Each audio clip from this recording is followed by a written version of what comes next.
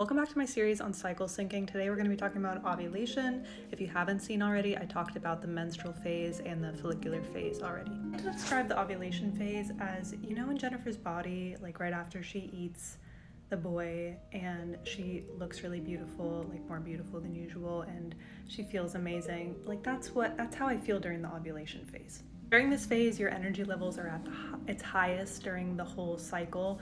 Unfortunately, this phase only lasts like 2 days for most people.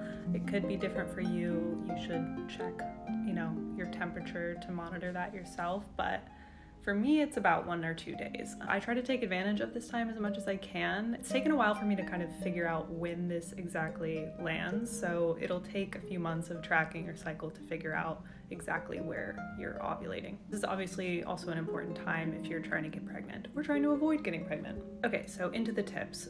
Because your energy levels are at the highest, you want to take advantage of this, and you're gonna want to do all of the big meetings, events, conferences. If you have a presentation to give, try to schedule it around this time if you can. With exercise, you're gonna be able to do the most high intensity exercises usually, so this is kind of a good chance for you to max out on your deadlifts, for you to do an intense Stairmaster workout or a spin class or HIIT training or just a really heavy strength training workout. This might be obvious, but for social life, you are gonna feel more social than usual. I definitely feel this way, so I honestly try to make my big social plans around this time as well, because I'm not the most extroverted person in the world, but I do feel extroverted during this time.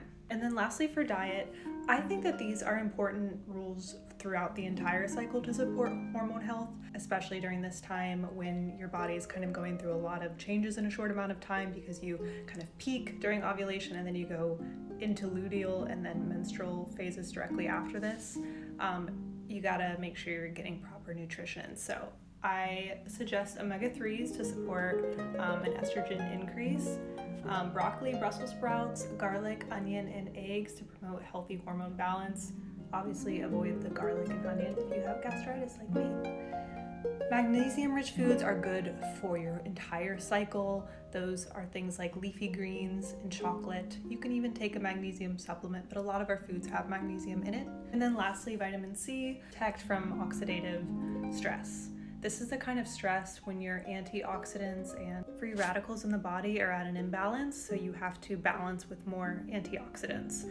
Vitamin C helps boost your antioxidants. That's 3 out of 4 phases. The next one and the last one we're going to talk about is the luteal phase. This can be the toughest phase for people. It's definitely the toughest phase for me, so stay tuned for that and let me know if you have any questions.